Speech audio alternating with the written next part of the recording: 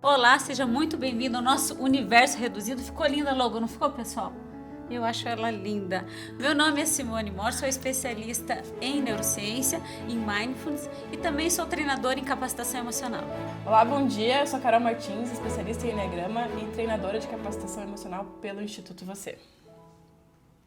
Hoje a gente vai ter um episódio muito interessante com uma pergunta muito incômoda, mas muito urgente. O que acontece quando a sociedade inteira falha em ouvir crianças e adolescentes? E para isso convidamos Paola de Reis.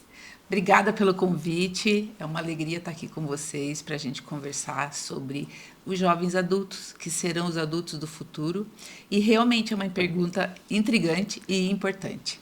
Eu sou Paola de Reis, sou psicóloga familiar sistêmica e também mentora da Escola de Pais. E esse assunto é urgente para que a gente possa conversar. Obrigada pelo convite mais uma vez. Que ótimo estarmos aqui todas juntas. Foi um convite, né, Paola? Isso aqui eu acho que é algo que vem pais buscando você para saber sobre essa série. Vamos falar, claro, sobre a série, sobre a adolescência. Buscando o que fazer com os meus filhos, o que eu faço com eles. E ao mesmo tempo também dentro da nossa profissão, dentro do que nós trabalhamos, querendo saber como comunicar, como falar, o que fazer com as redes sociais, que é um mundo muito abrangente e estamos todos, muitos a gente escuta, perdido mesmo, né? Eu acho que a gente, quando olha para isso, a gente precisa olhar para a nossa realidade e é algo que a gente sempre conversa, né?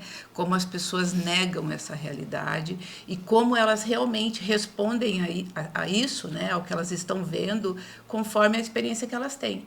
Elas têm uma dificuldade de olhar a partir da experiência do outro.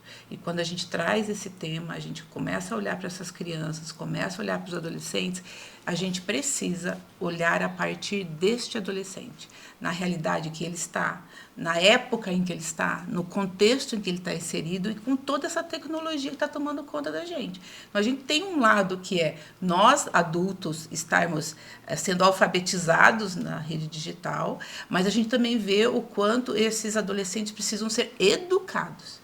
E aí acho que a gente tem também aqui vocês que conhecem muito e treinam pessoas e falam disso o tempo todo. Acho que acaba sendo uma angústia nossa que a gente troca de como a gente alcançar os adultos para que a gente possa falar com os adolescentes, com os jovens adultos e com as crianças. Então, uma das coisas que a Carol está aqui como especialista nessa área e eu acho que é fundamental os pais entenderem que as crianças não são iguais, que os adultos, os jovens adultos, os adolescentes não são iguais. Eles estão formando um perfil de personalidade diferente. Então, eu não vou conversar com os meus filhos de forma igual. Isso, requer um trato diferenciado, né? Não tem como a gente achar que é um mesmo padrão, né?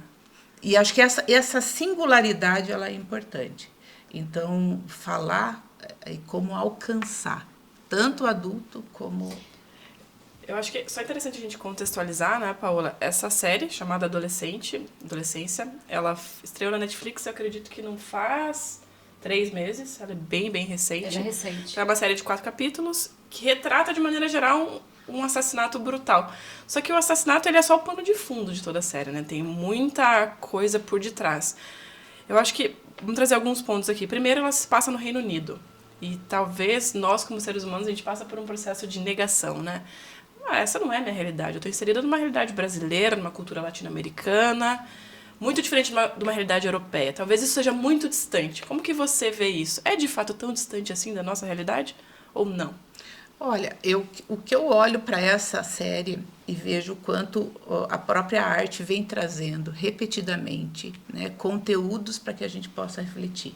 A gente também passa por isso. Quando a gente fala disso, a gente fala em treinamento, a gente fala num curso, a gente fala num diálogo, a gente fala num Descomplica Aí, e parece que precisa de uma série como essa para explodir desse jeito. Exatamente. Mas se a gente voltar, a gente já tem vários, eu até pesquisei, lembrei ali, a gente já teve, eu até anotei aqui, gente, em 2011 saiu lá, Precisamos Conversar sobre Kevin. E era um garoto que também cometeu algo semelhante. Ah, mas ele é um psicopata. A gente simplificar que é uma psicopatia é não querer olhar a realidade. Depois a gente teve o Michael Moore falando sobre tiros em Columbine. Depois a gente teve a Baleia Azul, que foi um movimento que veio sobre como, através da rede digital, você vai ensinando como provocar o autossuicídio. Depois a gente teve os 13 porquês, quer dizer, foi um livro que depois se tornou uma série, que a garota foi dando todos os passos passo a passo, né? para por que ela se suicidou, e também uma forma, através de fitas, ela foi gravando isso e entregando isso para as pessoas que ela achava que atacavam a ela, e ela foi mostrando para essa pessoa que aquilo era um motivo. Então, quanta coisa a nossa sociedade está recebendo e ela finge que não está acontecendo. Então, talvez tenha um lado bem bom da rede social, que agora todo mundo começou a falar disso, então agora a gente virilizou isso, e a gente precisa também olhar sem muito romantismo e a gente trazer para essa realidade que é a proposta de vocês. A gente conversar sem dizer, é um psicopata, é isso.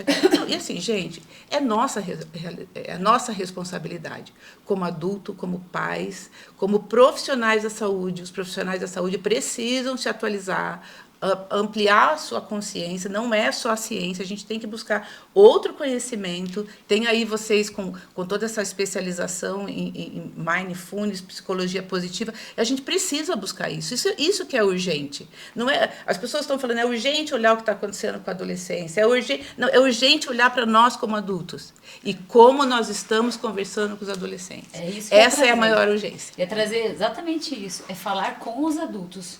Porque eles que vão formar a criança, eles que vão formar o adolescente, eles não se formam por si só.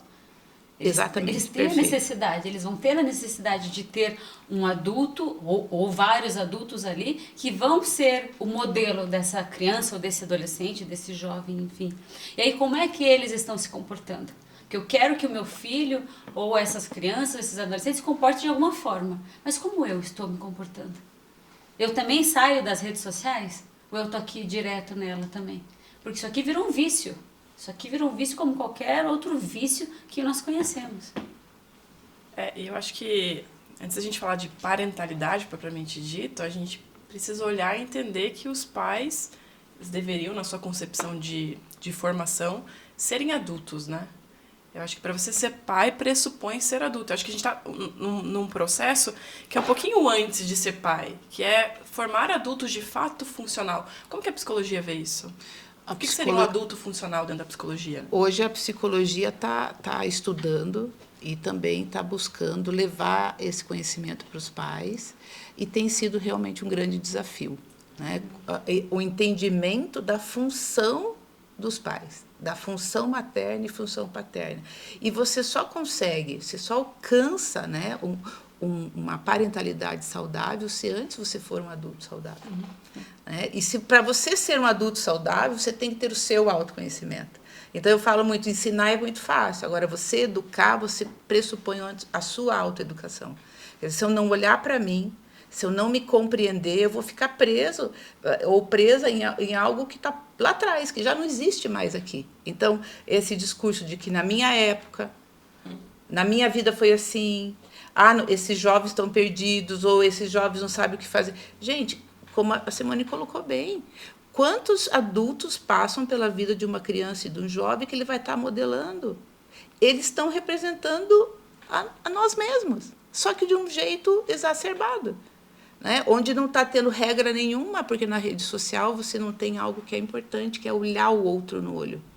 Você olha para uma tela e aquilo é algo frio, mas a sociedade está fria. A sociedade hoje ela ensina como você ganhar dinheiro sem trabalhar, como algo mágico você alimenta a cabeça desses jovens, você alimenta o pensamento de muitos adultos, né, nesse pensamento mágico, como ganhar dinheiro sem trabalhar, estudando pouco, se dedicando pouco. E a gente fica também, nós que trabalhamos nessa área, a gente fica meio atordoado. Assim, aonde que está isso?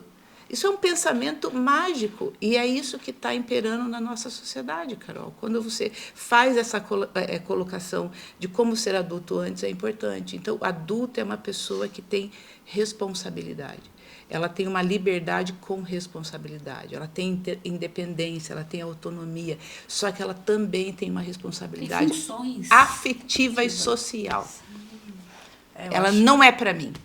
Eu acho que a gente, enquanto sociedade mesmo, a gente se hiperespecializou na ciência, a gente se hiperespecializou num sistema produtivo que é totalmente eficaz, eficiente, que busca o tempo todo alta performance, e a gente está cada vez mais analfabeto em questões que são sociais, a gente está cada vez mais analfabeto em questões que são emocionais. É como se eu colocasse um hiperfoco em um tema específico e eu esquecesse dessas outras vertentes, né? Porque essas coisas parece que elas não me levam erroneamente em uma alta performance, em uma eficiência ou no que é cobrado da sociedade, né? Então a gente tem vários teóricos hoje que fazem críticas brutais a esse sistema social que a gente tem hoje, que é um sistema que exaure o ser humano. E é um ser humano exaurido, é um ser humano que não vai conseguir ter responsabilidade afetiva. Um ser humano exaurido é um ser humano que não vai conseguir ter um olhar sistêmico para a sociedade. Então eu vejo que é uma sociedade que cada vez mais está mais aberta para novas tecnologias, ou está muito mais avançada do que na época que eu tinha 14, 12 ou 10 anos, só que, por outro lado, ela está cada vez mais individualizada. E isso gera um problema social que vai ser retratado num filme, que vai ser retratado numa série, que não é sobre o adolescente, é sobre tudo que está por trás, esse construto que a gente não está mais olhando faz muito e muito tempo.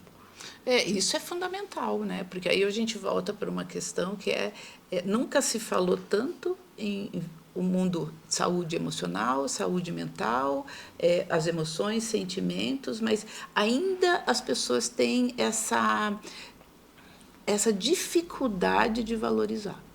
Porque elas entendem que se é para falar disso, isso tem que ser ou de graça, ou custo zero, ou um voluntariado. Elas não entendem que isso ainda é um valor. Você quer o seu melhor carro, a melhor viagem, você quer ter milhões guardados e você não entende que o maior investimento é na tua saúde mental e emocional.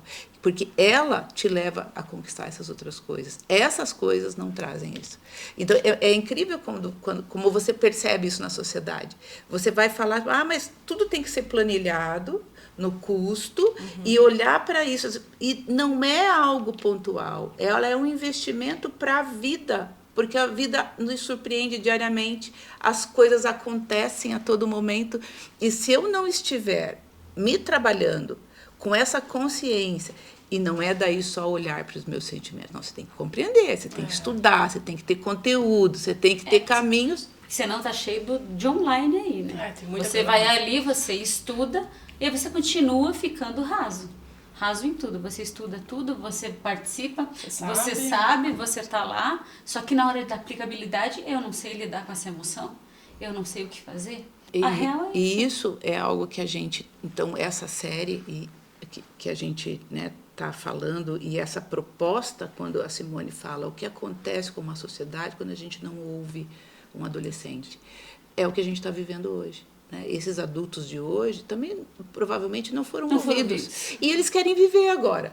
E outra, parece assim que eles têm a informação, mas eles não transformam isso em conhecimento e não transformam isso em sabedoria. Eles só têm a informação. Então, como eu tenho informação, eu tenho discurso baseado nessa informação. Super bonito. E eu não conecto com o meu emocional. Não, eu não tenho uma interdependência do que é o fato, do que é o dado por si e como que isso reflete na minha vida, como que isso reflete nas minhas relações ou no meu mundo interior. São desconectados. Eu acho interessante porque é só um reflexo de como a nossa sociedade está desconectada. Perfeito. Conectada virtualmente e totalmente desconectada de si. Eu estava lendo o relatório de felicidade que sai todo ano pela Gallup, que é uma organização que promove todo ano esse relatório das suas 200 e poucas páginas. O desse ano foi bem interessante comparado com o dos anos anteriores e algumas coisas me chamaram a atenção e eu quero frisar uma delas. É um relatório baseado em pesquisas quantitativas. Então, assim, ele não é um reflexo de todas as pessoas, porque é impossível que a gente consiga mensurar todas as pessoas. Então, é uma amostra considerável frente à população. O que me chamou a atenção foi que quase 20% dos jovens, nessas pesquisas, eles relataram que eles se sentem sozinhos ou não vistos. Então, dentro de um dos pilares que esse relatório de felicidade traz esse ano, é a importância de a gente estabelecer conexões confiáveis, estabelecer uma relação que me traga confiança. E para eu ter uma relação, eu preciso, inevitavelmente, ser visto. E aí, quando a gente faz a transposição disso para a prática na série, no final das contas, o menino ele não era visto. Só que é muito interessante. E aí, Paula, eu vou querer a tua percepção enquanto psicóloga, porque às vezes a gente acha que uma criança, um adolescente, ele só não é visto quando ele está num ambiente de extrema violência física. Quando ele não é visto quando ele está num ambiente de abuso físico, abuso sexual, abuso verbal. Ou ele não é visto quando ele está num ambiente de extrema pobreza ou pouquíssima falta de acesso. E ali a gente vê um menino que tinha acesso, era uma família aparentemente funcional, não se via nada de violência explícita, não se via, ou pelo menos não ficou claro, nada de abuso físico, abuso vindo das duas figuras, né, paterna e materna. E aí a gente acha que tecnicamente era tudo funcional, não era para aquilo ter acontecido. Eu acho que, para mim, o grande ponto da série tá nisso. Eu retratar um cenário que é um cenário comum, não tô falando que é normal, mas é um cenário que é comum em grande parte das nossas famílias. Mas que tá normalizado, né? Que tá, infelizmente, normalizado, mas não é normal. Ou Então, dissociado, né? É lá, não é comigo. Só Não é se comigo. for comigo que a coisa... eu tô cumprindo a minha função, que é colocar o meu filho dentro de uma escola. Essa é a minha função. Coloco comida dentro de casa. Coloco comida dentro de casa. E aí, assim, eu acho que ele traz algo que é muito urgente, um apelo da gente olhar e falar, opa, durante muito tempo a gente achou que eram só casos extremos de violência, casos extremos de abuso, que gerava esse tipo de ação brutal ou ação de violência expressa. E não é isso, não é isso. Porque por isso até que explodiu realmente. Eu acho que foi esse o ponto, foi esse né? o ponto. O quanto... Eu penso assim, até no inconsciente mesmo, o quanto esse garoto somos nós. Sim, ele é uma representação eu só. Eu sou aquele garoto que, diante de uma situação sem recurso, sem com quem conversar, só com os meus amiguinhos, porque eu já posso explicar aqui o que acontece na adolescência. Então, assim, a gente está pensando junto aqui, só que a gente pensa dentro daquela realidade com o recurso que a gente tem. Então, a gente precisa eliminar o problema. Quem está me fazendo mal? Eu preciso eliminar esse problema. E ele eliminou o problema. E não estou aqui banalizando, nem minimizando, eu estou falando da seriedade que é. O que muda? A nossa capacidade de olhar para isso com essa responsabilidade. De que o garoto estava numa situação sem saída. E ele encontrou um caminho. Isso é o esperado? Obviamente que não. Mas se a gente deixa só o impulso funcionar, isso vai acontecer. Por outro lado, nós também temos uma garota que instigou isso, porque ela fez a mesma coisa com ele. Uhum. Porque ela também não se sentiu bem, ou inadequada, né? O que a gente ali não foca tanto, né? Mas existiu também uma garota, e aí a gente vai entrar em algo que é importante. Criança mente, criança manipula. Adolescente mente, manipula, tem comportamentos psicopáticos. Por quê? Porque ele está numa fase de total impulso. Cabe a nós, adultos, mais uma vez, ajudarmos a que eles se organizem com isso. Direcionar. Então, que outras formas esse menino poderia expressar essa raiva e conseguir trabalhar isso? Então, o quanto esse garoto... Ele sou eu. Eu lembro um ano que teve uma briga de torcida, quando um time foi para a segunda divisão, eles invadiram o campo e destruíram, e todo mundo daí falou de pessoas. Eu falei assim, gente, aquelas pessoas somos nós. Isso é psicologia social. Eu sentir aquilo é uma coisa, mas um grupo sentir aquilo, se movimentar, aquilo vai virar o ato. Então, se a gente não olha para isso, e essa especialização da especialização, ela deixa de a gente olhar o todo. Então, isso que você fala do adolescente não se sentir ouvido, visto, ele, na verdade, está buscando se sentir aceito. Ele precisa que alguém diga para ele que tem saída, isso acontece, está tudo bem, dá a mão aqui, você não está sozinho. É tão interessante essa tua fala, porque no filme tem um episódio onde ele escolhe o pai para representar ele. Por que ele escolhe a parte da manipulação? Porque ele já sabia inconscientemente que toda vez que ele fazia alguma coisa errada dentro do que era comum ou normal para a família, o pai ele tinha o costume de virar o rosto para não ver aquilo. É como se meu filho fez algo errado, mas eu não estou enxergando. Então, olha como inconscientemente o adolescente sim, ou a criança sim, busca essa pessoa que eu consigo manipular de alguma forma. porque vai acreditar na minha versão. Exatamente. Isso, eles são brilhantes. Bons. Desde criança, porque a mentira é a manipulação da criança e do adolescente. Ela é diferente do adulto. Sim. Porque aí tem outro, mas eles vão aprendendo, isso pode se fortalecer. Então, se a gente pensar, eu olho para essa série como uma grande oportunidade. As pessoas estão achando um horror, chama atenção e há um sofrimento. Eu olho para isso. Trazendo para patologia. Eu olho para isso e falo assim, já que é mais um presente. Vai depender de como a gente lidar. Eu acho que esse olhar que a gente está falando aqui hoje é o diferencial. Então, as pessoas vão... Já está cheio, né? Rede social, o que você tem que fazer, o que é isso. As coisas estão piores do que estão. Tem um monte de catastrofismo, né? E sempre essa coisa de, meu Deus, que horror. Não, gente, vamos simplificar.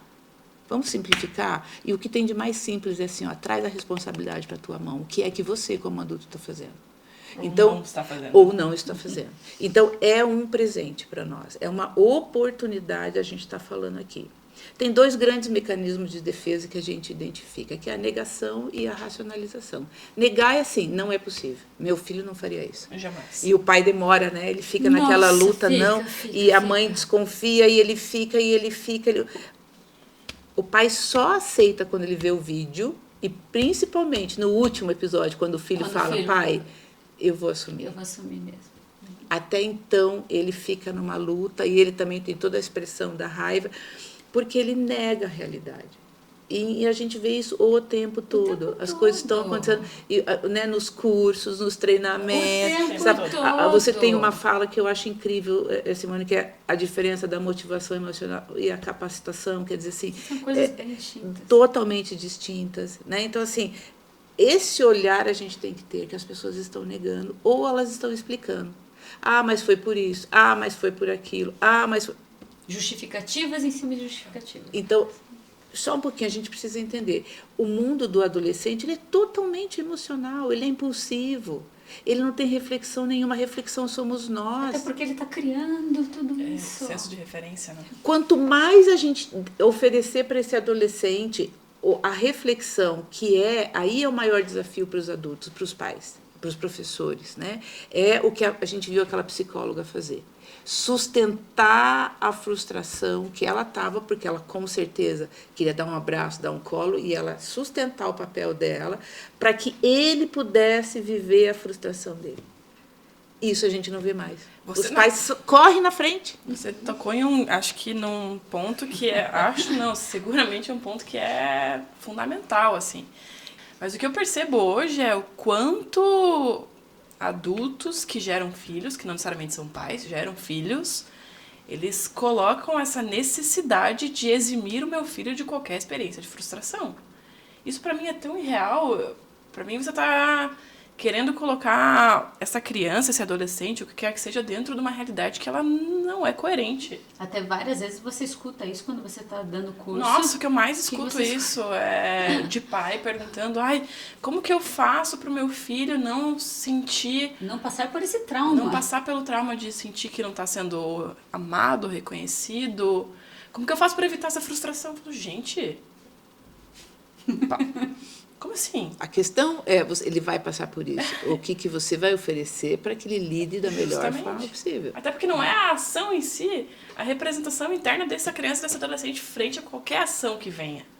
E aí, essa é a dificuldade, eu acho, do ser humano, do pai, muitas vezes, entender que muito mais do que é feito é a representação de como isso está dentro desta criança. E por isso que o tempo todo precisa desta relação. Essa relação que é de corporalidade, que é olhar no olho, sentar e conversar e falar, e aí?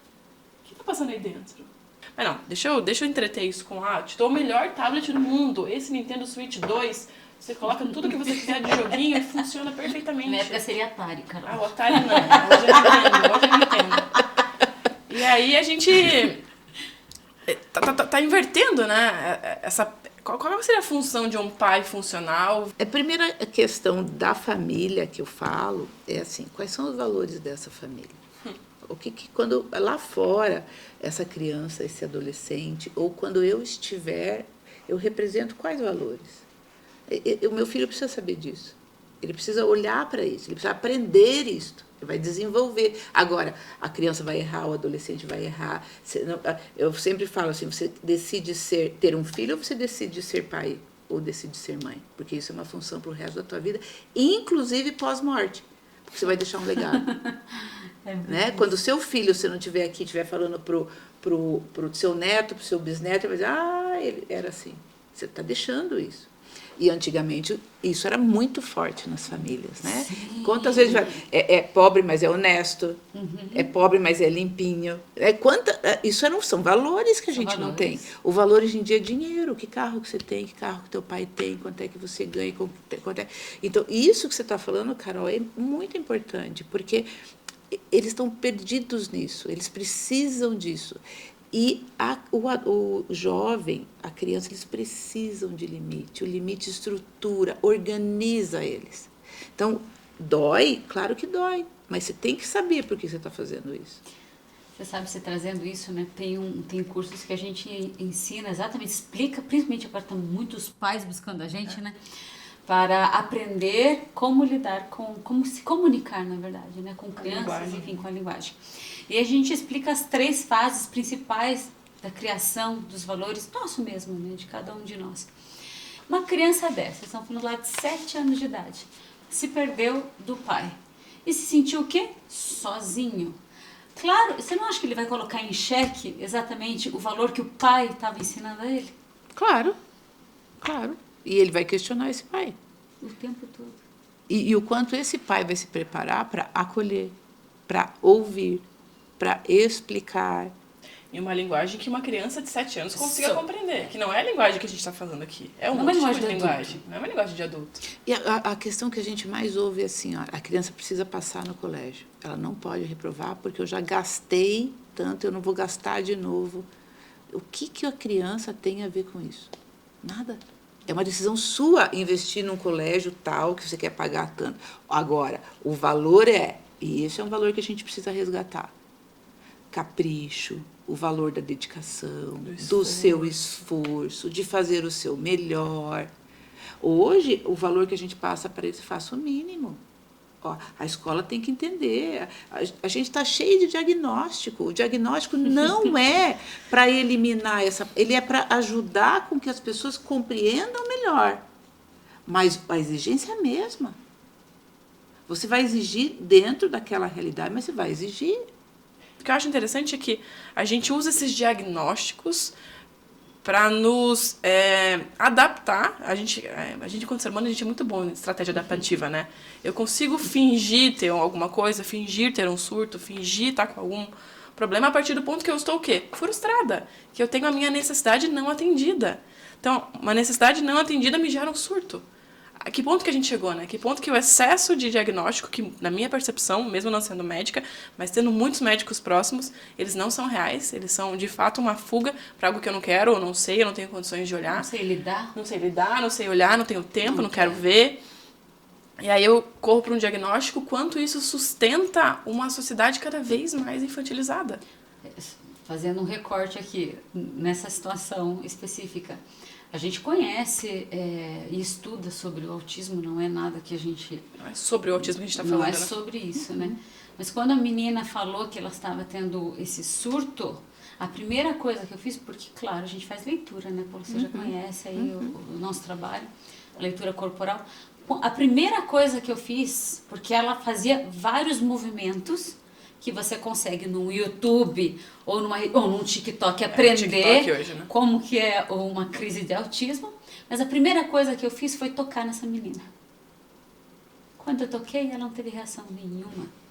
Não me bateu, não fez assim com a mão, não fez absolutamente nenhum nada. espasmo frente a ela. Aversivo, né? Não teve. Eu fiquei assim, eu comecei a conversar com ela e buscar claramente nela, do tipo assim, puxa vida, ela tá me fazendo perguntas que eu não tô conseguindo sair. Não tenho direção, porque eu aprendi a ter um comportamento X para eu ganhar Y. E acabou, foi só isso. É muito mais um comportamento aprendido, porque ele me traz muito resultado frente a essa epidemia que a gente está vivendo, do que, de fato, uma questão psicológica, neurológica. E aí, acho que aí é um embate que a nossa sociedade está entrando, né? E isso é importante, porque se você vê nessa própria situação da série, né, você pega ali, tem um monte de diagnóstico já aparecendo. Né? Já está sendo algo automatizado, assim, né? Como se eu tivesse que rotular, como se eu tivesse que caracterizar algo e não olhar sobre o desenvolvimento. Estava buscando isso no menino o tempo todo, inclusive, né? Enquadrar ele em alguma coisa. Exatamente. Então, assim, o que a gente vê? Freud, lá em 1870, falou isso, princípio do prazer. Isso é algo da criança e do adolescente. Eu quero, eu tenho. Eu quero, eu faço. O que é o princípio da realidade? A gente esticar isso, é a reflexão. E aí, o adulto, ele não está sozinho. A gente constrói rede de apoio. Então, quando você vê isso acontecendo, o adulto, os pais, um responsável, às vezes o adolescente vai ter num chefe, num gerente, num gestor, alguém que ele vai poder construir isso. Então, a gente tem que aumentar esse período de reflexão e aí a gente constrói rede de apoio. Tem os treinamentos, é uma leitura, é realmente ter um curso, é um processo de psicoterapia, é parar para avaliar e pensar sobre as coisas, é respirar. Tem tanta coisa para fazer, tanta coisa que você pode fazer e que você ajuda. E isso é o organizador. Então, esse exemplo que vocês dão é alguém que está num pensamento que a gente fala mágico, infantilizado, idealístico, de que o mundo tem que funcionar como é importante para mim. E não, você tem que se adaptar àquilo. Você tem que fazer um movimento, entender quais são as regras, como funciona e como eu me adapto. Cada um tem um tempo, às vezes tem um que demora um pouco mais. Tudo isso é compreensível. Agora, nessa idade, já que você está entrando numa vida adulta, você precisa ter recursos, se você tem um tratamento, se você então tem um quadro de autismo ou qualquer outro transtorno, o que você tem que fazer? Quais são os recursos? Porque tem coisa que só depende da gente. Ninguém vai fazer.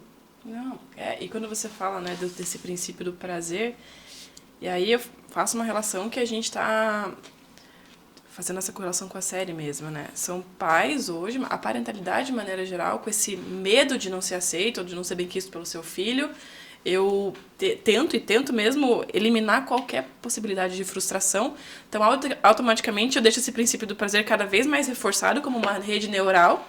Então, é como se ela fosse ficando gordinha de proteína mesmo.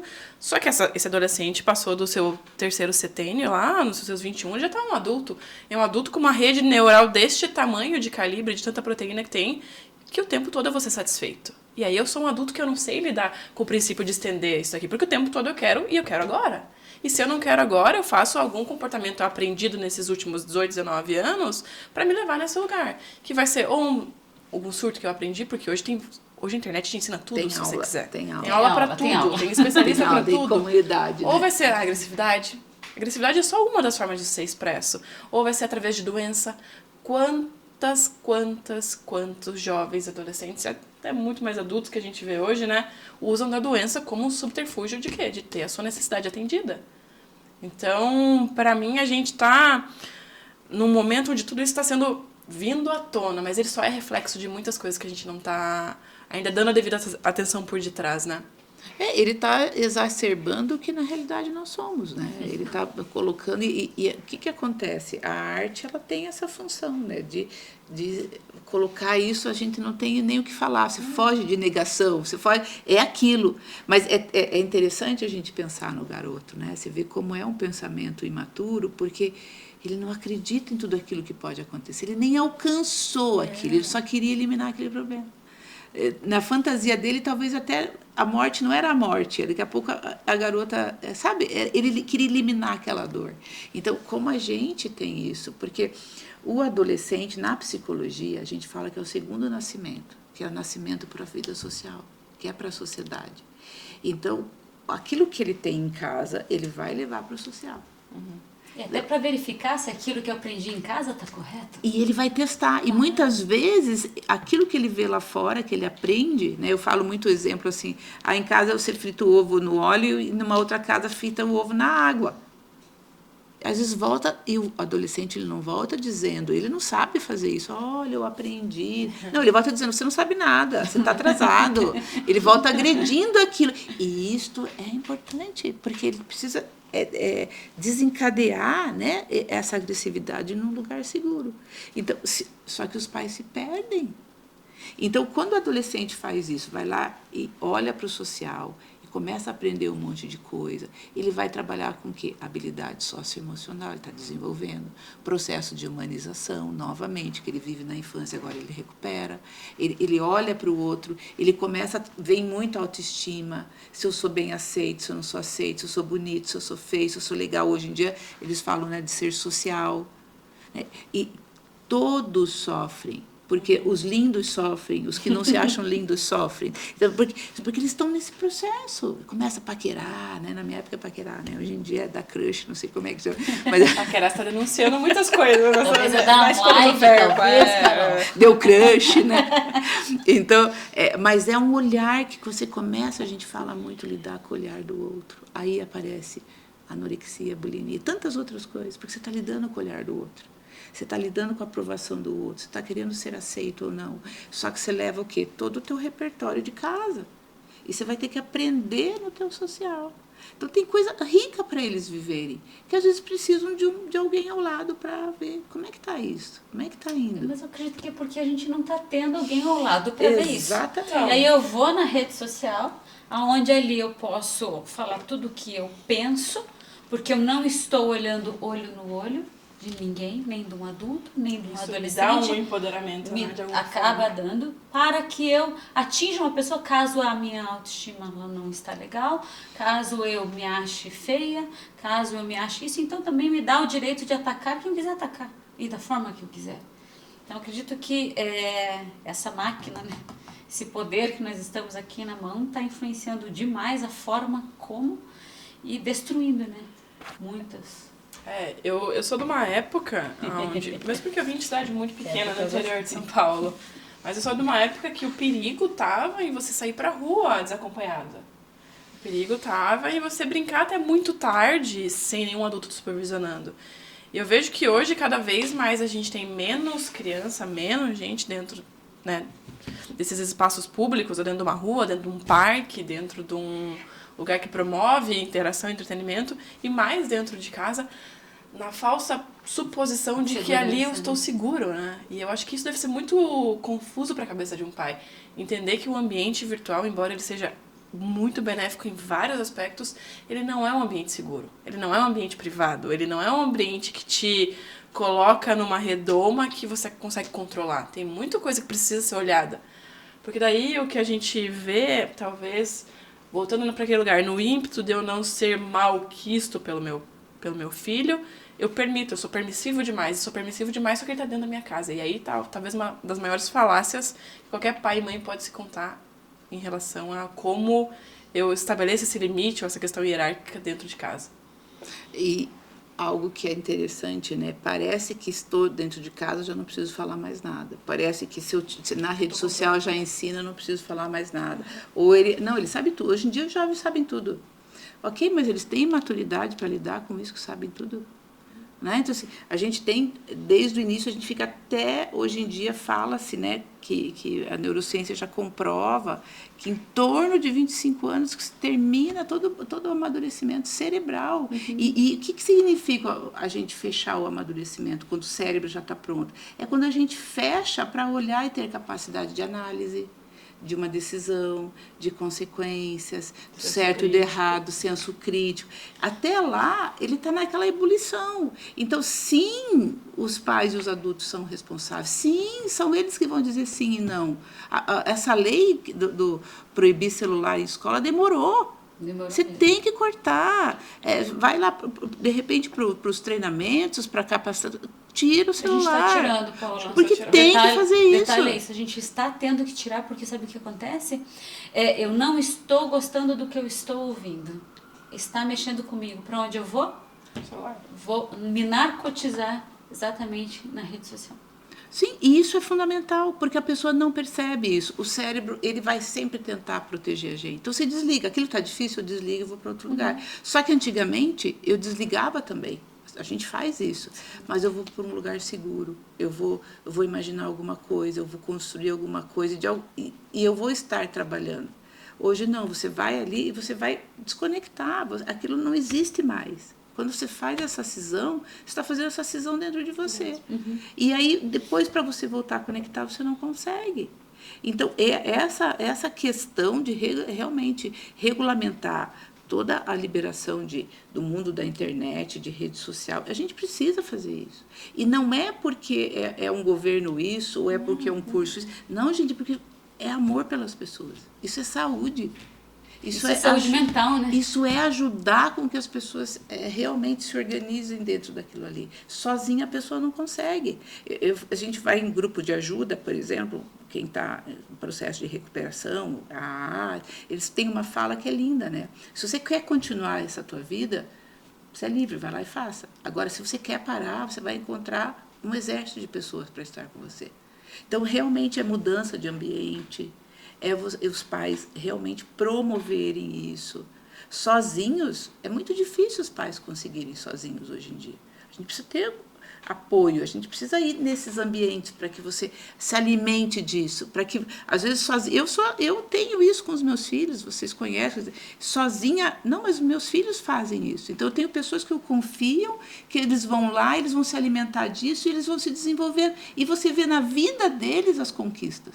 Porque não é para mim, eu não tenho garantia nenhuma, eu posso ter feito o meu melhor. E isso é importante os pais entenderem. Não há garantia, porque você pode fazer o seu melhor e o seu filho vai crescer e ele vai decidir pela vida dele.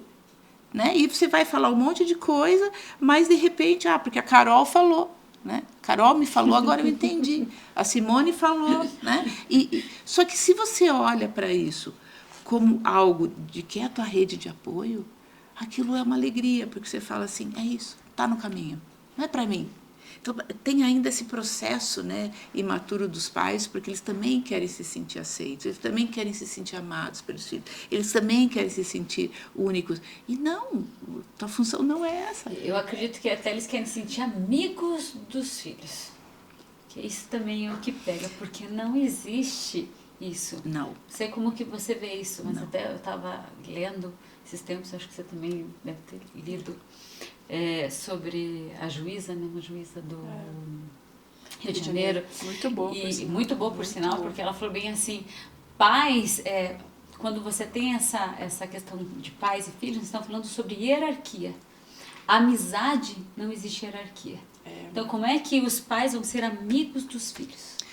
Se você não souber nada, hoje em dia, porque antigamente ia como uma bolinha, né? Você vai crescendo, entenda que isso mudou, naturalmente as coisas não acontecem, porque as pessoas viviam em comunidades, você tinha um padrão, então a tua vida ia ser assim, já era algo quase que um determinismo. Hoje em dia o mundo, assim como a gente está falando rede digital, o mundo está aberto, então a gente tem muitas influências, aprende muitas coisas que são muito boas, então, só que a gente tem que se atualizar. Então não existe esse movimento que naturalmente as coisas vão acontecer. Quando meu filho crescer, ele decide. Não existe isso também. Você tem que organizar, ensinar agora, e na vida adulta ele vai escolher outras coisas se ele quiser, mas você precisa ter esse norte agora. Então, quando a gente fala dessa questão de hierarquia, eu sempre falo, se você não estiver confuso, não sei para onde ir, tenha sempre duas clarezas. Hierarquia e fronteira. Se a gente for usar a própria constelação, a gente vai falar sobre hierarquia e limite, e equilíbrio em dar e receber, em pertencimento. Então, tudo isso comunica e a gente vai em várias áreas que vão estar falando da mesma coisa. Hierarquia, ela organiza o adolescente, a criança, porque o adulto isso já está organizado. Se foi bom, se foi ruim, distorcido ou não distorcido, aqui já está. Agora, com eles a gente está fazendo. Fronteira é o limite, entender até onde eu vou. E isso organiza. Eu posso sofrer, eu posso chorar, mas eu não posso me machucar, eu não posso machucar o outro, não posso quebrar as coisas. Isso vai organizando. Então, quando os pais têm já esse entendimento, só isso já ajuda até que eles busquem algo mais para contribuir. O que acontece dentro disso é assim, os pais querem realmente ser amigos. Eles sofrem se eles não forem amigos. Para o papai e para a mamãe, eu sou o melhor amigo. Quando é criança, na medida que vai crescer, não vai falar isso. Então, tenha uma relação amigável, próxima, que você ouça, que você tenha essa segurança. Mas de amigos, não. Porque nem você, como pai, quer ouvir do seu filho como um amigo dele. Tem coisa que ele vai te falar e você vai ficar desconfortável. Claro. Sabe, eu acredito que talvez o que gere uma confusão na cabeça dos pais, quando a gente coloca que os pais também estão inseridos nesse contexto digital, também estão sendo bombardeados por inúmeras informações o tempo inteiro, hoje o que a gente mais vê na internet é o especialista em educação positiva, um especialista em parentalidade, não sei das quantas. Você tem que criar seu filho assim, você tem que criar seu filho assado. Eu acho que deve gerar uma confusão na cabeça do pai de o que é a educação positiva, o que é uma parentalidade ideal, e como que eu coloco o limite no meio disso tudo. É porque assim, eu acredito que todos nós viemos de uma época de educação onde o limite ele era colocado primeiro numa fala firme. Se a fala firme não funcionasse, o segundo passo era uma palmadinha, ou um chinelo, ou uma cinta, alguma coisa. E a gente sabe que essa não é a melhor maneira também. Só que aí ficou uma lacuna entre o que é positivo e o que é o ideal versus não bater. Parece que se eu não posso bater, eu não posso pôr limite. Então eu acho que você talvez deve receber muita gente no teu consultório com esse tipo de queixa, né? E como eu, enquanto pai, eu ando num caminho que é do meio, que é um caminho que não é permissivo, porque a parentalidade e a ciência da educação positiva não fala em permissividade o tempo todo. Tem distorções disso, mas não é permissividade. E como também não ser agressivo, e ainda assim eu consegui estabelecer a fronteira, eu consegui colocar o limite, eu consegui falar, não, até aqui você vai, até aqui você não vai. Mostrar a hierarquia. Mostrar a hierarquia. Na realidade, você vê, né, Carol, quando a gente falava ali de perfis de personalidade, você como especialista de enneagrama, né, acho que a primeira pergunta para os pais é assim, o que é limite para eles? Porque as crianças também representam as famílias. Você vê família que tem dificuldade com regra, com limite, com realmente cumprir o que falou. Elas vão crescendo, né? Esses dias eu atendi um adolescente que ele falava assim, não, fulano é meu amigo, quero bem ele, mas ele não faz trabalho comigo, porque ele não entrega, porque ele não faz. Então, essa criança está contando como ele está aprendendo a fazer em casa. Ele não eu falo assim, não brota do asfalto. Isso vem de algum lugar, Não brota do né? Jabuti não dá em árvore, né? Se está lá, alguém colocou. Então, assim, como que realmente eles vêm aprendendo isso? Então, para falar de limite, acho que o primeiro passo é isso que vocês estão falando dos adultos, que vocês também treinam, que dão curso. Como é o limite para mim? O que é limite para mim? Porque eu preciso ter essa noção para que eu leve isso para um filho meu, né? E aí, como eu vou fazer? Então, antigamente, realmente era o que a gente falava. Então, você batia, era uma educação punitiva. Hoje, ela é uma educação por consciência. Dá muito mais trabalho. Muito. Educar é um processo e é um processo para a tua vida. Quem tem pai e tem mãe, às vezes tem um adulto que te orienta, ele vai te orientar até na tua velhice. Não existe assim um tempo que você vai parar para fazer isso. Porque por consciência vai ter que ter as experiências. Parece que as pessoas não querem viver as experiências traumáticas que não são positivas para ter a consciência de muitas coisas. E aí elas não experimentam, não têm consciência e não há nenhuma transformação. Elas ficam presas só naquela informação, daí teoricamente eu vou lá e falar, não, mas é assim, assim, assim. E aí acabou. Quantos pais vão em reunião escolar, saem dali, e chegam em casa, falam mal do professor, falam mal da escola, falam mal do treinador, reunião, do que aconteceu, de tudo. sim. Saem de um curso, falam mal do treinador, e não para olhar assim, tá, mas tudo bem, você não gostou disso? Então, mas o que você gostou? O que você tira disso? Porque às vezes você vai tirar um detalhe, né? E por isso que não é um curso, é um treinamento, né? Eu já estou em fase de refazer, porque a cada vez que você faz isso, é uma outra pessoa, está num outro momento. E você vai aquilo. E esse é o grande processo. Acho que hoje, quando a gente olha para uma série dessa, a gente vê como é o nosso processo de atualizar, de se aprofundar, de estar buscando. Ah, mas isso eu já fiz. Não foi você que fez, foi aquela outra pessoa. Hoje você já é uma outra pessoa. E o que você vai fazer agora? O que você vai entender agora? E esse é o nosso processo. Eu acho que os jovens sempre tiveram vocabulário, sempre teve bullying, sempre teve tudo isso. Agora, o que está trazendo para a gente? Como a gente precisa estar em processo de evolução constante. Não tem eu como. acho que é urgente na nossa sociedade, e eu tô falando dos nossos adultos, porque ainda é a massa formativa, né, das próximas gerações. Eles olharem para essa necessidade de trabalhar em si mesmo. E trabalhar em si mesmo não é um curso técnico, gente. Trabalhar em si mesmo é de olhar para o teu mundo interior, olhar o que ficou. E tem vários traumas e inúmeros de nós em vários aspectos. Estava lendo um livro esses tempos, era muito interessante. O livro começava com o autor falando uma percepção sobre como ele traz os traumas dele. Ele estava vindo do Canadá, voltando para casa dele. Então, veio de um voo de 12, 13 horas. E aí disse que ele pousou no aeroporto, ligou o celular e a mulher dele mandou mensagem assim: amor, você já chegou? Ele responde: sim, já cheguei. Ela fala: então eu não vou conseguir te buscar. Daí diz que na hora ele desliga sabe quando você desliga a tela do celular? Ele ele vai pegar a mala emburrado, ele pede um táxi emburrado, ele chega em casa emburrado, ele não fala com a mulher dele, e ali ele passa vários dias emburrados. Até que tem um dia que a mulher dele falou: chega, não precisa disso, né? Por favor. E ele fala que talvez, se ele não tivesse consciência de que o que se manifestou naquele momento, quando ele viu a mensagem do celular e desligou a tela, foi um fragmento da história dele, porque ele veio de uma família húngara, então foi uma família que passou pelos percalços da Segunda Guerra em relação ao nazismo, e ele, desde muito bebê, com 11 meses, a mãe dele entregou ele para uma outra pessoa, que o levou para uma cidade distante para que ele conseguisse sobreviver. Ele foi reencontrar com a mãe anos depois. E aí, quando ele fala, se eu não tivesse consciência de quando eu olhei, apaguei a tela, o que veio pra dentro de mim foi aquela criança que foi deixada pela mãe, agora é só um adulto cuja esposa tá trabalhando. Quantas vezes eu estive trabalhando e eu cheguei em casa, minha mulher estava dormindo, quantas vezes eu estive trabalhando e eu cheguei em casa, meu filho já não estava acordado, e eu saí antes que meu filho pudesse me ver.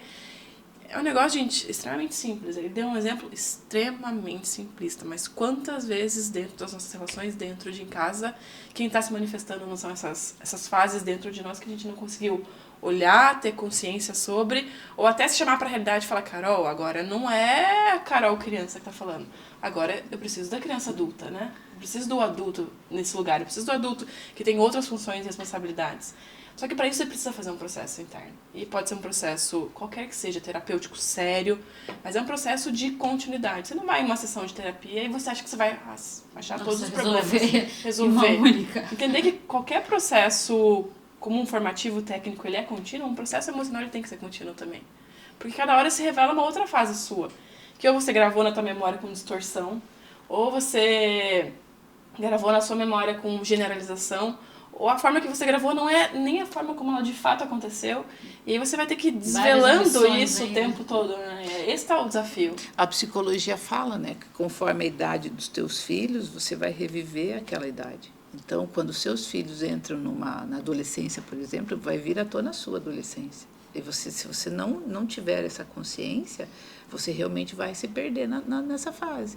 Então, é buscar realmente todo esse processo de compreensão da sua, para depois eu olhar para o outro. Gandhi fazia isso, né? Quando alguém trazia alguma questão, Gandhi dizia, ele teve lá um exemplo do açúcar, quando a mãe pede para o filho parar, que não pode comer açúcar, e Gandhi fala assim, volta daqui 15 dias, né? E a mãe, ok, voltou, Entendeu? não, porque ele precisava experimentar como era aquilo. E isso também é algo que a gente vive. Às vezes eu imponho isso para o outro, mas eu não vivo isso. E um ponto, né, Carol, disso que você fala, que me chama a atenção, que eu também olho, é sutil, mas é profundo. Eu quero que o meu filho seja feliz. Né? O que significa isso? Porque a gente também corre o risco de estar passando uma mensagem para a criança e para o adolescente que ser feliz é o tempo todo. né? Ele não entende que ser feliz, às vezes, você fez um movimento, esses dias eu via também um videozinho que falava o êxito do êxito, né? Que o êxito está no seu comportamento, na sua atitude, na sua dedicação, e não no resultado em si. Mas o resultado em si, ele é frustrante, eu não consegui o que eu queria, mas todo o resto me fortalece. Então, eu quero que meu filho seja feliz, é uma mensagem assim, não, hoje eu não estou bem, então o que eu faço para ele estar feliz? E aí, quando eu explico isso, as pessoas perguntam, mas então o que eu tenho? Não, queira que seu filho seja uma pessoa forte, resiliente, porque daí a felicidade vai estar ali. Porque a felicidade, ela vai estar na pessoa que ele vai estar construindo. E não só naquele resultado, naquela situação daquele dia. Às vezes você vai estar passando por um período na tua vida muito difícil, triste, desafios imensos, você não vai ter dinheiro. E, no entanto, se perguntar se eu sou muito feliz. Né? Pela pessoa que eu sou. Então, esse tipo de coisa que a nossa sociedade está trazendo e está falando, a gente também está comunicando algo, como você falou, de generalizar, de distorcer, e está chegando deste jeito. E os pais também estão se confundindo. Né? Porque a felicidade está muito no material. Né? E muito momentâneo. Né? Que assim, você foca... E aí a gente vai entrar no que eu mais falo. Você quer o melhor carro, você quer a melhor casa, você quer a melhor viagem, você quer 1 milhão no teu banco para amanhã, mas você investir em você, no teu autoconhecimento, saúde emocional, não, isso daí é caro. Isso sempre tem uma questão, porque a pessoa ainda, você olha assim, quanto mais você tem que perder para você entender que isso é prioridade. E é disso que essa série está falando. E aí disso que essa série é justamente isso. E aí a gente entra, quando você fala isso, nesse imediatismo, a gente entra, não à toa, somos o país mais ansioso do mundo. Exatamente. Vai haver essa ansiedade. Porque como eu quero tudo para ontem, eu estou vendo nas redes sociais todo mundo conseguindo tudo, tá todo mundo, influencers aqui, influencers ali, conseguindo, e eu não. Gera o quê? Frustração, gera ansiedade. Por que eu não consigo? Por que eu não posso? Isso vai psicotizando, né? Você vai enlouquecendo, porque aquilo você olha, você sabe que não é, mas ali é. E eles vão se perdendo. Só que nós adultos já temos essa maturidade, o jovem não tem. Né? Então, assim, aquilo que eu falava, a gente precisa resgatar valor de capricho, de esforço, que é muito legal fazer isso, né? Às vezes os adolescentes que eu atendo, mas vida adulta é isso, Paola. Vida adulta é a gente trabalhar, fazer isso, pagar as contas. Pagar boleto. Não. Eu falei assim, sim, isso é a vida adulta. Só que a vida adulta também é você ser livre, é você escolher as coisas, né? Então, assim, acho que todo esse movimento e todo isso que as pessoas ficam falando tanto, a gente está ouvindo aí sobre essa série, falar tanto do adolescente, do que, meu Deus, o que estão passando. Mas, gente, a gente precisa falar do que a gente está falando aqui, né? Os adultos que cuidam desses adolescentes, né? O seu professor é seu professor em qualquer lugar, você tem respeito por ele aqui na praia, você toma banho de mar com ele, você tem respeito por ele. Né? Você vai para um curso, você tem respeito por aquele treinador que está ali. A pessoa não está ali de graça. Né? Um psicólogo, eu falo, você vai lá para quem faz cursinho de final de semana e sai dizendo que faz e acontece. Né? Não faz e acontece. Não acontece assim. Né? É um processo. Às vezes as pessoas falam, mas você, Paola, faz isso porque você é psicólogo. Não.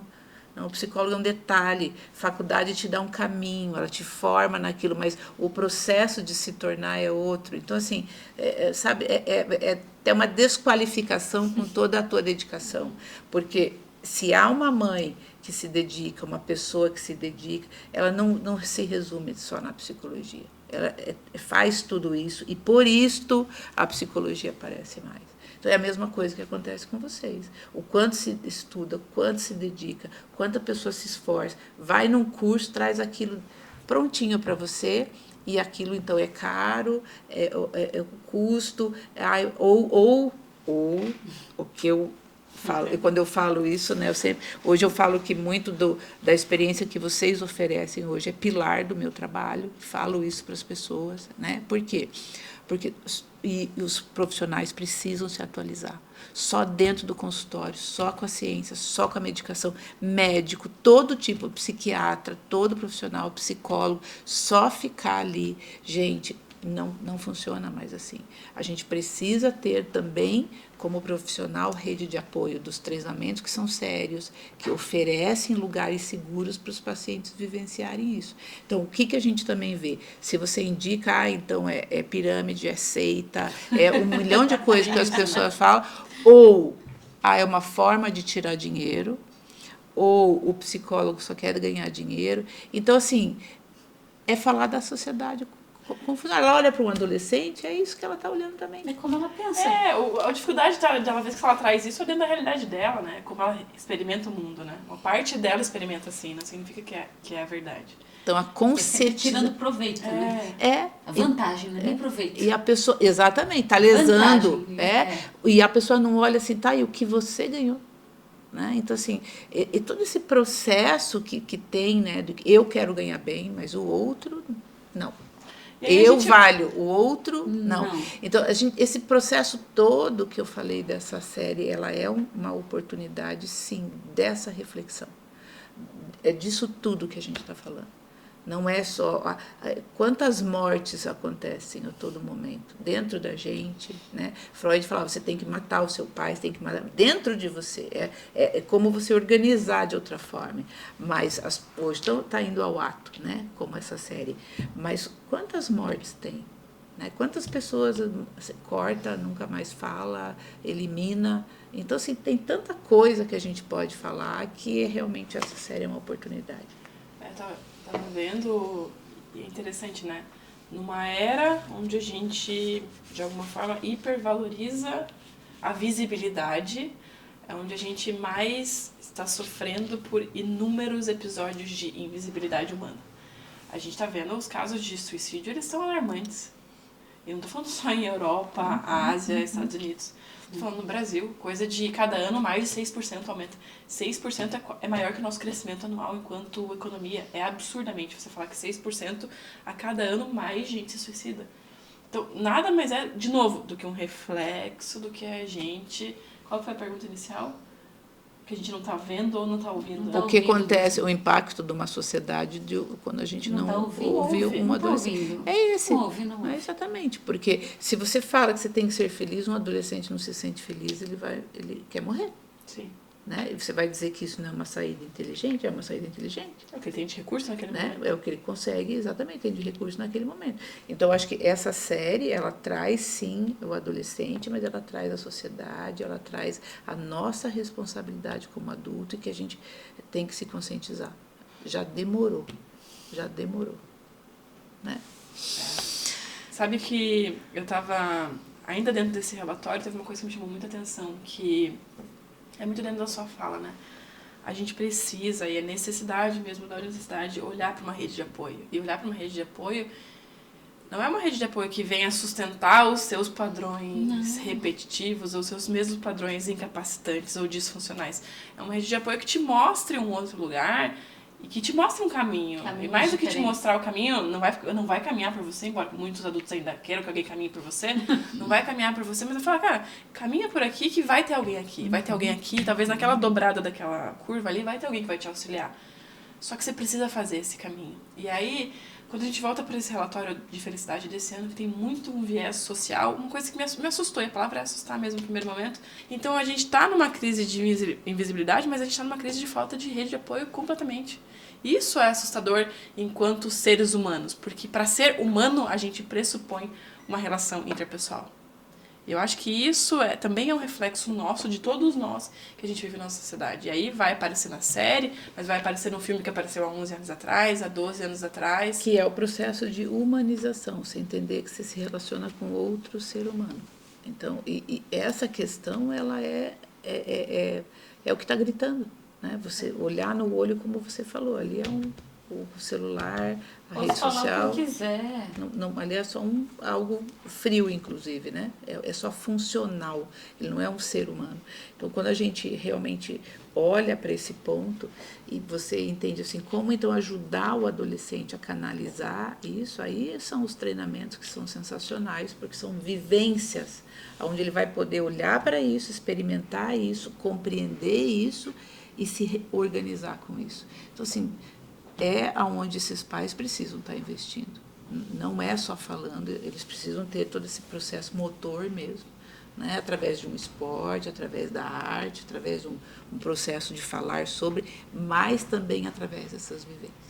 Porque essa vivência ajuda com que ele amplie essa visão sobre os seus recursos, sobre as possibilidades, sobre alternativas, para depois, lá fora, na vida real, ele tenha condições de escolher melhor. Ele consiga viver. Isto, perfeito. Ele consiga viver. Perfeito. Eu não vou ficar nessa bolha, trancado aqui, e não consigo nem viver. E a gente enxerga muitos adultos assim já, que estão trancados nessa bolha. A gente, não é incomum, tá, que a gente escute a palavra prisão. Adultos hoje, com seu marido, sua esposa, num relacionamento íntimo longínquo ou não, com filhos ou sem filhos, eu me sinto aprisionado dentro de onde eu estou. Ou pior, eu me sinto aprisionado dentro de quem eu sou. Olha que pesado isso, né? Quanta camada para ser revelada dentro dessa fala. E ela não é uma fala aleatória ou isolada, ela é uma fala muito. Sim, de tanto que se fala em várias coisas, relacionamentos doentios, né, as pessoas ficam, né, são vários, né, então, se a gente for olhar como é importante olhar para si, né, compreender o que precisa ser compreendido para voltar e deixar de sobreviver para realmente viver, né. Acho que a gente deve estar se caminhando ao final, só que uma questão não deixa de vir na minha mente e acho que é importante a gente falar dela.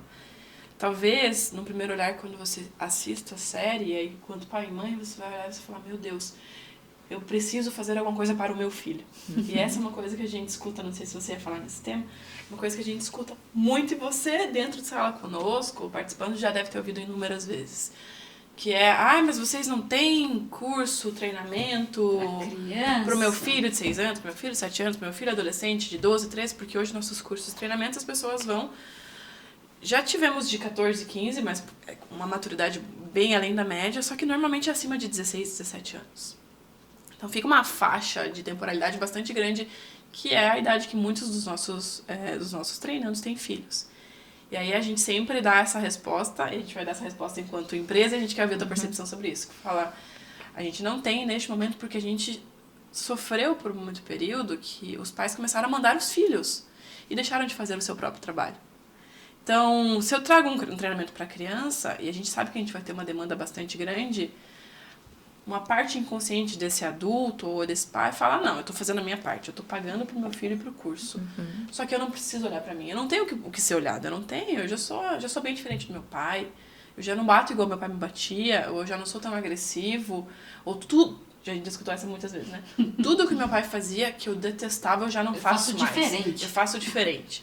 Então, hoje a gente esbarra nesse muro que foi construído pelos adultos e pais, com esse tipo de linguagem, com esse tipo de objeção, com esse tipo de ignorância no sentido de não conseguir ver mesmo o que está por detrás do muro. Eu não sei como que você vê isso. É exatamente como vocês veem. Eu acho que os pais, eles querem, às vezes, uma atitude milagrosa para o filho. A gente fala muito na psicologia, né? A pessoa vai para a psicoterapia, assim, porque ela quer que todo mundo mude, menos ela. Né? Então, os pais querem que vá então para os cursos, para os treinamentos, para que mude, mas que eles, não, já fiz minha parte, ou vai para a escola dizendo como é que tem que ser, ou leva o filho para a psicoterapia para dizer assim, eu quero que você trabalhe isso, para ele ter, como se fosse consertar algo, né? E na realidade não existe isso. A pessoa vai para aprender a lidar melhor com o seu jeito de ser, com os seus desafios. Então, eu acho que a primeira coisa desses pais, quando veem essa série, é assim, converse com seus filhos. Pergunte se eles já viram, o que eles acham, como é que foi, o que eles entenderam. Fale com o filho da sua preocupação. E o primeiro passo é você cuidar de você. É você realmente fazer isso. Porque a hora que você fizer isso, as coisas se organizam melhor dentro de você. E o teu filho vai sentir isso. Porque que bom se a gente pudesse só falar e resolvesse. Mas é o que a gente sente, é o que a gente faz, e isso grita muito mais. Isso aparece muito mais. Então, o primeiro passo é esses pais olharem o impacto que teve isso neles, né? Não só olhar para como é que foi isso para eles, resgate a sua história, né? Como você passou por tudo isso, e vá cuidar de você, porque aí você pode, é aquela história da aeromoça que te ensina a colocar toda a proteção se acontecer algum acidente, você só pode ajudar alguém se você tiver num náufrago, né, você poder, no naufrágio, você pôr o colete salva-vidas, você só vai poder fazer algo para o outro se antes você fazer para você, então não adianta eu fazer para o meu filho. Então essa série, primeira coisa, assim, ó, demorou para fazer um treinamento, volte a fazer. Já fiz todos, refaça. Fiz todos, refaça, porque esse é o processo, né? E aí o teu filho vai vir junto com você nisso daí. Agora, primeira coisa é converse com a criança, pergunte, ele mesmo vai te dar uma resposta. Converse, mas escute a criança. Isso, perfeito. Escute, perfeito, porque Silvana. os pais falam.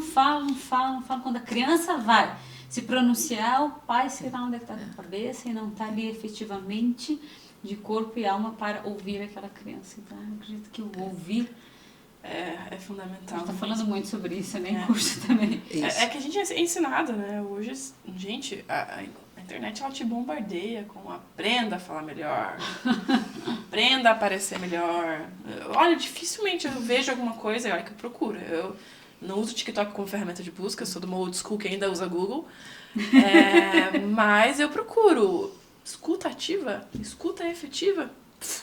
Não. Não tem nem nada. Tem aquele livro. Preciso aprender a falar, aprender a escutar. Tem aquele louco. texto do Rubem Alves, né? Escutatória, que ele é sensacional. Né? Então, é bem isso mesmo.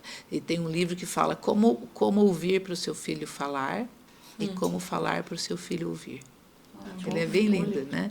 Então, você olha exatamente para isso, realmente ouvir, né? Perguntar e ouvir, porque a própria criança direciona, às vezes, a gente, ela já te dá Se você prestar atenção mesmo na linguagem, ela vai trazer vários pontos, várias questões e ela será rica. A questão é estar ali, ouvir. Eu falo assim, né? Quando a gente está falando de filho, acho que não é nenhuma escuta efetiva, uma escuta afetiva. Verdadeiramente. Perfeito. Isso mesmo. Ele requer tempo. Mas para isso requer uma abertura, né? Abertura. Eu acho interessante flexibilidade. Como a gente já teve, tanta gente sábia que passou, né?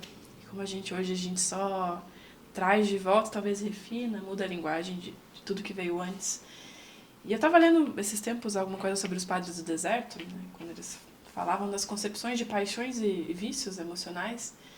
Interessante porque uma coisa me chamou a atenção, eles falavam assim, quando a gente vai crescendo, ou se exercitando, ou com um esforço consciente, se exercitando, né, nessa busca do exercício das virtudes, a gente tende a cair numa falácia, né? A gente tende a cair numa própria armadilha, que é um vício que ele vem sorrateiro, ele vem vindo nesse caminho que está crescendo, que é o vício da vaidade, né? Que é o achar que a gente já não tem mais o que olhar. Que é o achar que eu já não tenho mais o que melhorar em mim, que é o achar essa glória vã e vazia mesmo de que eu já sei, de que eu já li, de que eu já experimentei uma vez e que isso é suficiente. E aí quando a gente chega neste lugar, a gente caiu de novo da escada, a gente voltou lá pro degrau número 1, talvez com uma habilidade muito maior de subir até o 3, mas a gente esquece que no exercício das virtudes a gente tem que estar vigilante que o tempo todo vai vir alguma coisa, vai falar, isso você já viu, isso você já sabe, isso você já trabalhou em você. E essa mentalidade, se você olhar para qualquer um dos grandes sábios que passaram, qualquer um deles, todos eles tinham uma coisa que era muito comum, que era a humildade de olhar, se reconhecer nesse momento e falar, nossa, tem muita coisa ainda que eu não sei, tem muita coisa que eu não aprendi, eu preciso reaprender coisas de formas diferentes, ou eu preciso olhar com outro olhar. Só que para isso precisa de muita abertura e muita flexibilidade. Flexibilidade cognitiva, flexibilidade corporal, muitas vezes, né? Quanta gente jovem que chega para nós até hoje com 20 anos, Paola, 20 anos com problema em coluna, 20 anos com o joelho ferrado. É uma manifestação de inflexibilidade no corpo. Cotovelo. Sim. As coisas loucas. E a pessoa consegue não entende. É uma sociedade que acredita que o advento da doença ele vem por uma questão que é só genética, ou porque, nossa, talvez eu seja castigado. É uma sociedade que está dividindo cabeça e corpo. E o resto do corpo. Então, só estamos funcionando aqui. E tem muita coisa para se olhar. Tem muita coisa. Coragem para conectar, né? Para conectar. Vamos finalizar? Bora lá? Querem uma palavra? Querem o que para finalizar? Olha, eu acho que a gente falou coisas tão importantes. Eu fico com a palavra coragem, né? Coragem a gente começar essa fala, coragem da gente trazer de um jeito diferente para falar sobre essa série. E coragem porque eu vejo que nós somos corajosas, né? Eu acho que a gente está sempre falando, repetindo, trazendo e lidando com as pessoas para poder verdadeiramente levar, né, para aqueles que ouvem, né, que realmente conectam com isso, a possibilidade de viver. Que lindo, obrigada. Obrigada, Paola. Interessante, não tinha pensado nisso. Eu vou ficar com uma palavra que usualmente não é a que vem na minha boca, mas ela veio hoje. Eu vou ficar com a palavra amor. E talvez veio porque eu vejo amor de uma forma diferente. Não necessariamente numa relação melosa, não necessariamente numa relação de querido demais, afetivo demais, mas eu vejo amor no sentido de responsabilidade social mesmo. Amor no sentido de responsabilidade afetiva. Eu acho que a gente tem um papel.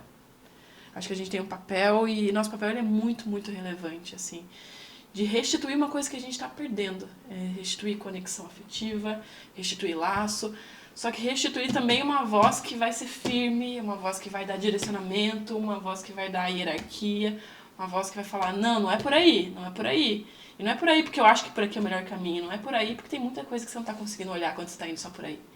Então, amor no sentido de olhar que tem muita coisa que sai da nossa esfera individual, que sai da nossa esfera humana, talvez pequena, no sentido de conexão muito maior, assim. Eu acho que a gente tem esse papel, você na tua profissão, nós enquanto instituto, mas acima de tudo, nós enquanto seres humanos. Eu não preciso ser pai de uma criança, não preciso ser mãe de uma criança, mas a partir do momento que eu passo no mundo responsável por estabelecer uma conexão e olhar o que está ao meu lado, eu acho que de alguma forma, eu tenho o papel de levar esse amor. Eu acho que foi isso que eu vi. Que lindo, bonito. Eu vou trazer consciência, que é algo que a Carol já, óbvio, vai trazer consciência, que é algo que trabalhamos muito nos treinamentos, é algo que eu busco e que eu acredito, né? Então é algo que é muita verdade para mim. Eu até estava lendo aqui uma frase de Jung, que eu vi, gente, eu assisto muito filme, seriado, e eu gosto de trazer, e eu começo a anotar, porque eu acho isso muito interessante e rico. Jung fala bem assim, você não se torna iluminado observando uma figura de luz. Você se torna iluminado quando você conscientiza a sua escuridão. Ai, que então, lindo. acredito que é sobre isso, né? A gente conscientizar cada vez mais. Muito obrigada, Paola. Obrigada, Paulinha. Por esse momento bonito, incrível, lindo.